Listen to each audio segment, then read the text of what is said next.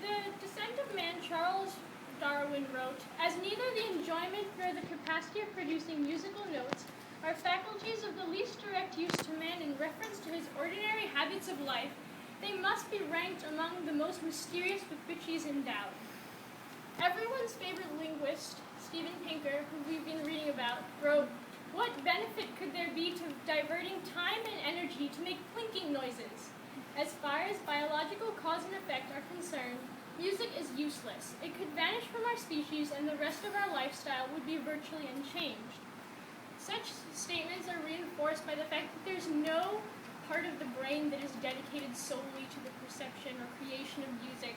In fact, between 12 and 20 different parts of the brain are involved with perceiving music, creating music, and all that type of thing. The perception and processing of rhythm and pitch is mainly done in the left hemisphere, while that of timbre and melody is done in the right hemisphere. And there are also strange things like the part of the brain that's involved with motion or motor functioning is also activated when we listen to music. So the same thing that's activated when you throw a ball is activated when you listen to music. And really, all of us can perceive tones and pitch and melody and rhythm, or pretty much all of us. There are some people with amusia, which they cannot perceive the difference between tones, and so they say that symphonies and things like that sound like the banging of pots and pans or the screeching of cars. But for most of us, we all listen to music, we all have our favorites, we enjoy some things that others don't. So this brings us to the question, why do we have music? What's the reason we as humans have such a connection to it? We know that music has been produced by cultures for thousands of years. The oldest known flute is at least 35,000 years old. It was found in a cave in Germany and is made of vulture wing bone. So it's definitely been around for a really long time. It's been an important part of tribal life and rituals and stuff like that. And though it has we don't have that type of ritualistic life as much anymore in the modern day. We all listen to music. You go to the supermarket, you'll hear it. If you're just sitting at home, you can turn on the radio and hear it. So we ask, why do we have this? Why did it develop? What's the answer to Darwin's question? Some people say, well, people started imitating natural sounds. Some said they were trying to lure animals closer, or it was some sort of intimidation method used during wartime, or it was used in mating as songbirds use it, or it develops our senses. It improves our brain functioning. Others say, well, it's just for fun, right? We all enjoy listening to it. While others say that it developed through traits adapted for other purposes. There's no real evolutionary reason. The bottom line is we don't know. But we know that it has an effect on us. We know that we have a reaction to it. So what exactly happens to our brains and bodies when we listen to music? Physically, we're stimulated, meaning our eyes can dilate. Depending on the type of music, our breathing can get faster or slower. Our pulse can get faster or slower. Blood is redirected to the muscles of the legs, which is the reason some people say we tap our feet, possibly. There's also a release of dopamine in the brain, which is the hormone involved with the sensation of pleasure, and also the reward system, which is partially why you feel really happy sometimes when you listen to music. So Oliver Sacks, who wrote the book The Awakening and the book Musicophilia, talks about how the many parts of the musical brain, or the parts of the brain dedicated to music, are located close to the parts of the brain dedicated to memory and emotion, which is why music is often associated with specific incidents in our lives, or that's one explanation, or why, as one neuroscientist said, what seems to happen is that a piece of familiar music serves as a soundtrack for a mental movie that starts playing in our head.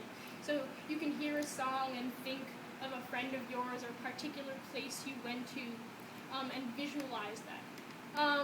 In another study, a woman had damage to her temporal lobe, so she could no longer distinguish between different melodies, but she still had the same emotional reaction to hearing happy songs or sad melodies. And then also, music definitely shapes the brain. I guess mainly if you're a musician, different parts of your brain will grow more, like visibly so. And it's different if you play the violin or if you play the piano or stuff like that, because you exercise different parts of the brain. So when I say that it makes the brain grow, some of you may think of the so-called Mozart effect. Basically, the Mozart effect was first described in a study in 1993 that talked about how spatial temporal reasoning was improved. So spatial temporal reasoning is a fairly complex concept as far as I can tell, but it has to do with transformations of images in space and time and like our perceptions of the world around us. It's important in mathematics. But basically, because our IQ was improved in that specific field, and only for a period of 10 to 15 minutes, it was widely publicized, and it was really misconstrued by the media. So one columnist said, "Oh, look, music makes us all smarter." And this really caught on. So in 1998, Georgia's governor allocated $105,000 to purchase a tape or CD of classical music for every newborn in the state. It was called Build Your Baby's Brain Through the Power of Music. And it had a lot of classical composers because this was like widely believed. However, there was not really enough proof to say that this is the case at the time and not even now, because subsequent studies came up with mixed results, not only about the fact that music could potentially increase your IQ, but just the simple spatial reasoning aspect of it. So in my research, I came across about 20 different studies, and they all contradict each other. So I'll just talk about a few of them. So one theory is that it's not the Mozart that did it, it's just the fact that the people listening to the Mozart were stimulated by it because they enjoyed it, perhaps. So they did a test with 5-year-olds who were doing drawings with crayons. They played Mozart, they played another composer, and they played familiar children's songs. And they drew for the longest time, and supposedly in the most creative manner, just by listening to or singing the children's songs, because that's what really interests them. So you can get the same reaction from listening to Mozart as if you listen to your favorite story, and it's really interesting for you.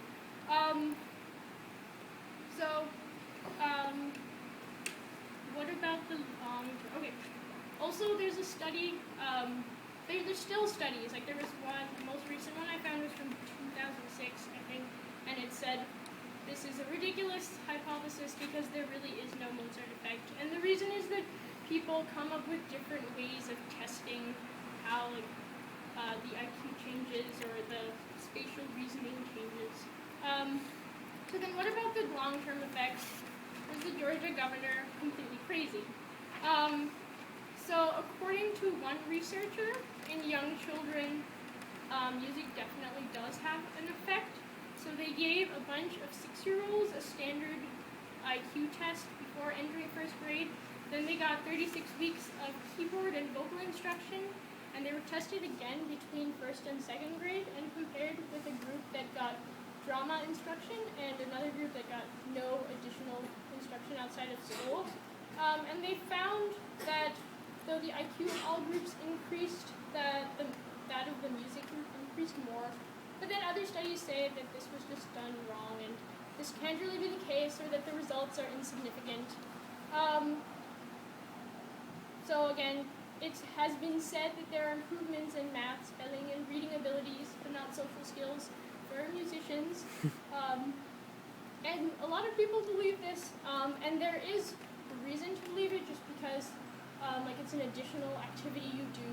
It's you could say it's school-like, and that you're exercising your brain. You could say that it helps children focus more, or concentrate more, or just improves their memorization skills. you could say that it's similar to the effect that learning another language has on people. It just exercises the brain and improves the neural pathways. But there's not definitive proof. So I'm going to turn to Oliver Sacks again to see how we should approach this. And he said, one would wonder if music can so alter the brain when people are young, one would wonder the role of music in education and whether this enlargement and benefit can spread to other parts of the brain, whether it will facilitate reading, memory, concentration, focus. And there's quite a lot of evidence that this is the case, and therefore strong arguments for including music in education. But I stress that this is something beyond the so-called Mozart effect. A little Mozart under the pillow, a teaspoon of Mozart, while it's very pleasant and it may introduce people to Mozart, in itself, that's not enough. There needs to be a real engagement with music and a lot of it.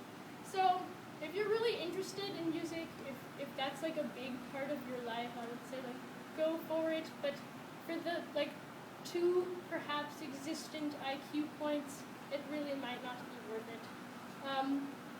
So then I guess in our study of music and the brain, the other big topic is music therapy, which is just basically like it's not like a fake science or anything. It's legitimate, and I guess we can go all the way back to the ancient Greeks who believed that music could heal the body and soul, or the Native Americans who use it in their healing rituals. But really, in modern society, the first time that we started using music therapy seriously, or in modern medicine really, was after World War II. A lot of veterans were treated for shell shock or post-traumatic stress disorder by listening to music, and it reduced the anxiety levels. So then in 1944, Michigan State University established the first music therapy degree program, and 6 years later, an Association for Music Therapy was founded. So it's been shown that music therapy can reduce insomnia and depression and anxiety. And they use it to boost the immune system of patients after surgery, and to decrease the blood pressure of cardiac patients. But then kind of in more interesting uses, when people have brain damage sometimes as a result of like an accident or stroke, they sometimes develop aphasia, or the inability to express and sometimes understand speech. So just to use an anecdote, there was one case in which a man went through speech therapy for 2 years after getting a stroke in his 60s, and he was not able to utter a word. And so they kind of gave up on him. They were like, okay, he's just never going to talk again. That's really sad, but there's nothing we can do. And then a music therapist heard him singing one day. He was singing Old Man River. But he couldn't actually speak, so he was singing like 2 words of the song and then humming the rest. So she started doing music therapy. She would play the accordion, and they tried to relearn songs from his childhood. And so within 2 months, he was able to communicate. I mean, not in the same way he did before, but he was able to make like short responses to questions. They would ask him like what he did, and he was like, I spent time with my kids, or something like that. So it's not really clear why this came about. It suggested that maybe music allows for the transfer from language regions from the normal left hemisphere of the brain to the right hemisphere of the brain, because I mean it's shown that like that part that's associated with language has been able to be transferred in young children who have brain damage, so it's a possibility. Similarly, the music therapy is used for kids with autism, who often struggle with language impairment. So one parent talked about how he would ask his child a basic question, like, what is your name? And his kid just would not be able to respond, which is obviously really something very frustrating for the parent. But if he sang the question to him, he was able to respond immediately. So it's just the fact that the melody or the rhythm or something that was part of the music enabled the child to really understand the language differently. And also, just fun fact, people who stutter can almost always sing like fluidly with without stuttering at all. Then another way it's used, music is used to treat people with sleeping sickness or Parkinson's disease. So sleeping sickness was really widespread after World War I, and Parkinson's, it's a degenerative disease of the central nervous system. But basically these people are often just completely motionless throughout the day, and they're in a kind of trance-like state, and they can't initiate any actions, they can't take a step by themselves. If you throw a ball at them, they can catch it and then throw it back, so they can respond, but they're severely impaired. So there was, these people have shown that if music is played, these patients who seem listless throughout the day are able to dance properly and move in a non-jerky manner, and it really changes the way that they act. For another woman, if you went up to her and said Opus 49, she would think of Chopin's Waltz, and she would be able to play it in her head, and that would just completely animate her. She didn't have the ability to just think of it herself because she's unable to take that action and make that action for herself, but if you prompted her, then she was able to do that, and so she kind of was made much happier. It's also used to treat people with Alzheimer's disease. You probably know, but basically Alzheimer's is also a degenerative disease. People lose their memories, they lose their self-awareness, and their cognitive powers, and it's been shown that even though this is the case, that people who have even these severe forms of Alzheimer can learn new piano pieces, even though they can't hold a conversation, they can't always remember where they are. And so music can't really help them regain their memory, but I guess you could say it improves the quality of life in that they're more animated, they have something to kind of ground them because they're often very confused as to their place. It's also used to decrease the number of epileptic seizures. It's very calming for some people.